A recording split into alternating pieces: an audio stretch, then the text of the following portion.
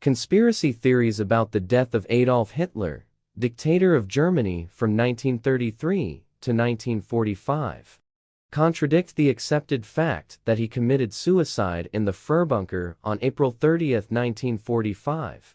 Stemming from a campaign of Soviet disinformation, most of these theories hold that Hitler and his wife, Eva Braun, survived and escaped from Berlin, with some asserting that he went to South America. In the post-war years, the United States Federal Bureau of Investigation (FBI) and Central Intelligence Agency (CIA) investigated some of the reports, without lending them credence. The 2009 revelation that a skull in the Soviet archives, long dubiously claimed to be Hitler's, actually belonged to a woman, has helped fuel conspiracy theories. While the claims have received some exposure in popular culture, they are regarded by historians and scientific experts as disproven fringe theories. Eyewitnesses and Hitler's dental remains demonstrate that he died in his Berlin bunker in 1945. Origins. The narrative that Hitler did not commit suicide, but instead escaped Berlin, was first presented to the general public by Marshal Georgy Zhukov at a press conference on June 9, 1945, on orders from Soviet leader Joseph Stalin. That month, 68% of Americans polled thought Hitler was still alive. When asked at the Potsdam Conference in July 1945 how Hitler had died, Stalin said he was either living in Spain or Argentina. In July 1945, British newspapers repeated comments from a Soviet officer that a charred body discovered by the Soviets was a very poor double. American newspapers also repeated dubious quotes, such as that of the Russian garrison commandant of Berlin, who claimed that Hitler had gone into hiding somewhere in Europe. This disinformation, propagated by Stalin's government, has been a springboard for various conspiracy theories. Despite the official conclusion by Western powers and the consensus of historians that Hitler killed himself on April 30, 1945, it even caused a minor resurgence in Nazism during the Allied occupation of Germany. In October 1945, Franz Sawyer quoted Otto Abetz, Nazi ambassador to Vichy France during World War II, as saying that Hitler was not dead. The first detailed investigation by Western powers began that November, after Dick White, then head of counterintelligence in the British sector of Berlin, had their agent Hugh Trevor Roper investigate the matter to counter the Soviet claims. His findings that Hitler and Braun had died by suicide in Berlin were written in a report in 1946 and published in a book the next year. Regarding the case, Trevor Roper reflected, "The desire to invent legends and fairy tales is greater than the love of truth." In April 1947, 45% of Americans polled thought Hitler was still alive. In 1946, an American miner and Baptist preacher named William Henry Johnson began sending out a series of letters under the pen name Furrier No. 1, claiming to be the living Hitler and to have escaped with Braun to Kentucky. He alleged that tunnels were being dug to Washington, D.C., and that he would engage armies, nuclear bombs, and invisible spaceships to take over the universe.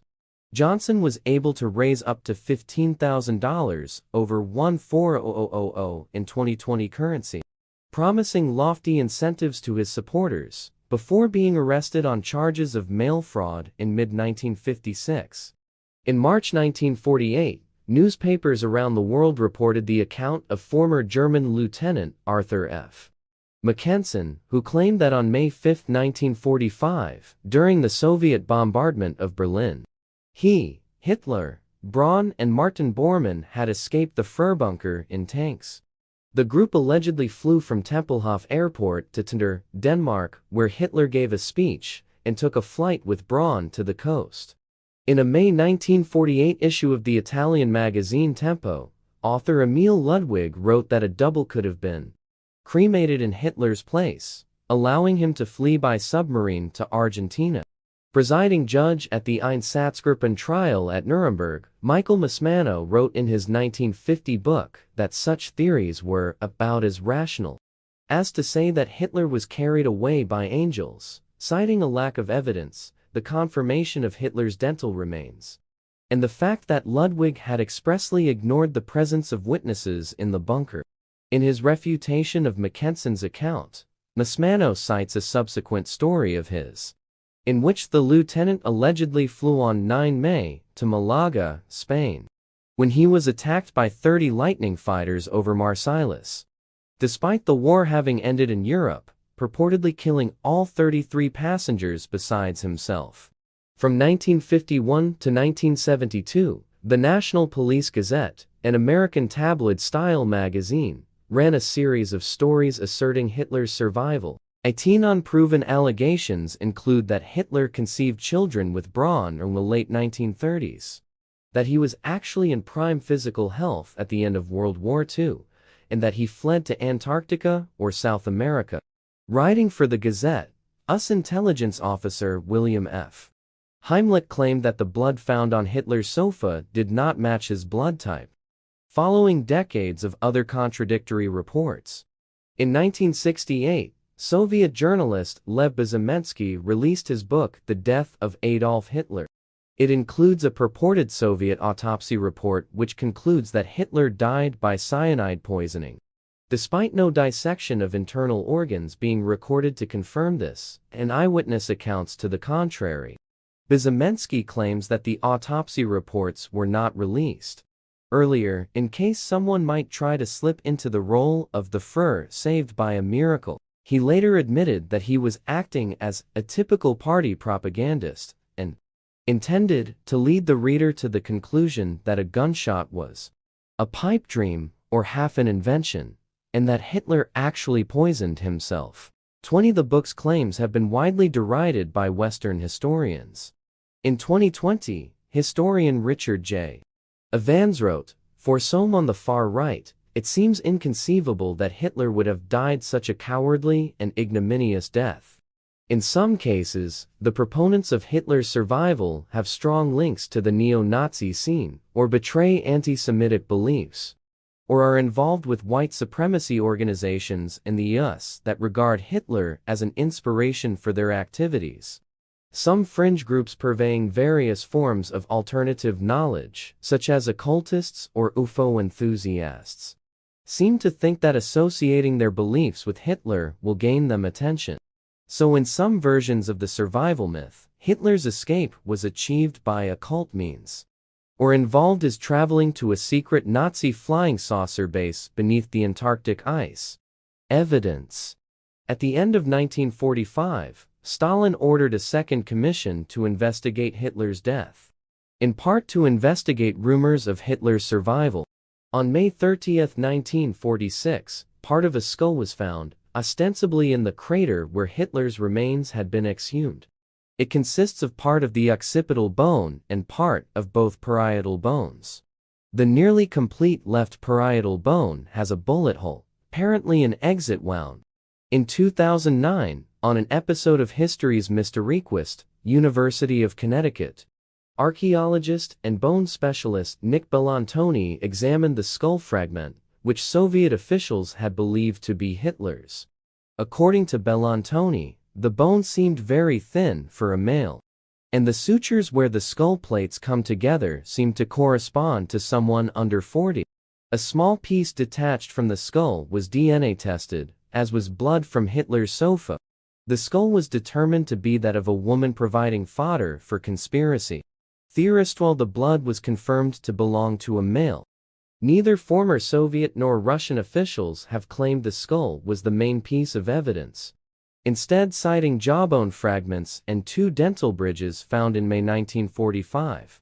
The items were shown to 2 associates of Hitler's personal dentist, Hugo Blaschke, his assistant Kathy Heusermann, and longtime dental technician Fritz Echtmann. They confirmed that the dental remains were Hitler's and Braun's, as did Blaschke in later statements. According to Ada Petrova and Peter Watson, Hugh Thomas disputed these dental remains in his 1995 book, but also speculated that Hitler probably died in the bunker after being strangled by his valet, Heinz Lynch. They noted that even Dr. Thomas admits that there is no evidence to support this theory. Ian Kershaw wrote that the theories of Hugh Thomas, that Hitler was strangled by Lynch, and that the female body burned was not that of Eva Braun, who escaped from the bunker, belong in fairyland. In 2017, French forensic pathologist Philippe Charlier confirmed that teeth on one of the jawbone fragments were in perfect agreement with an X-ray taken of Hitler in 1944. This investigation of the teeth by the French team, the results of which were reported in the European Journal of Internal Medicine in May 2018, found that the dental remains were definitively Hitler's teeth. According to Charlier, there is no possible doubt. Our study proves that Hitler died in 1945 in Berlin.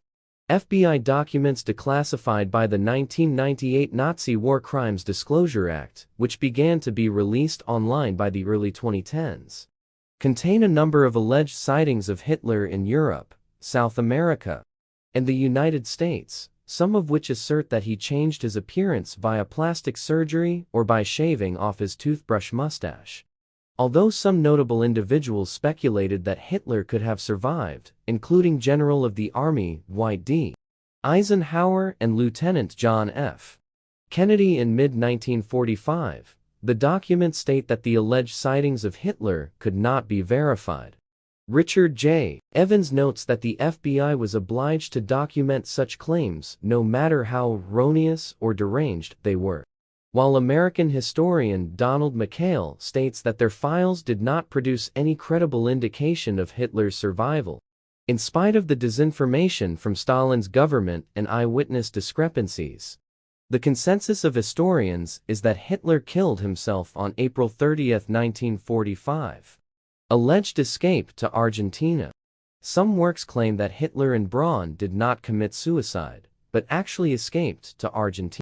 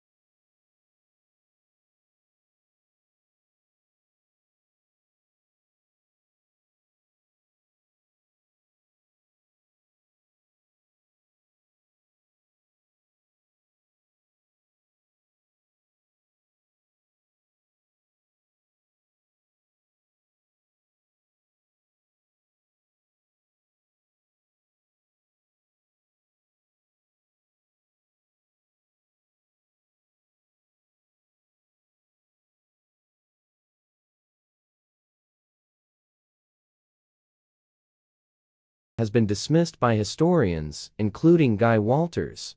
He has described Dunstan and Williams' theory as rubbish, adding, "There's no substance to it at all. It appeals to the deluded fantasies of conspiracy theorists and has no place whatsoever in historical research." Walters contended that it is simply impossible to believe that so many people could keep such a grand-scale deception so quiet, and says that no serious historian would give the story any credibility. Historian Richard Evans has many misgivings about the book and subsequent film. For example, he notes that the story about Ursula or Ushi is merely second-hand hearsay evidence without identification or corroboration. Evans also notes that Dunstan and Williams made extensive use of a book, Hitler Mori en la Argentina by Manuel Monasterio, which the author later admitted included made-up, strange ramblings and speculation. Evans contends that Monasterio's book is not to be regarded as a reliable source. In the end, Evans dismisses the survival stories of Hitler as fantasies. McHale notes that the book repeats many claims made over the preceding decades which are implied by remote association, stating that, when one has no factual or otherwise reliable proof, one resorts to associating with something else or to using hearsay and other dubious evidence, including unnamed or unidentified sources. Hunting Hitler. On the History Channel series Hunting Hitler 2015-2018, investigators including Gerard Williams cite declassified documents and interview witnesses which allegedly indicate that Hitler escaped from Germany and traveled to South America by U-boat. He and other Nazis then allegedly plotted a Fourth Reich. Such conspiracy theories of survival and escape have been widely dismissed. Contradictorily, in 2017, the series was praised by the tabloid-style National Police Gazette, which historically was a supporter of the fringe theory, while calling on Russia to allow Hitler's jawbone remains to be DNA tested. After being featured on the series as an expert on World War II, author James Holland explained that was very careful never to mention on film that I thought either Hitler or Bormann escaped. Because they didn't.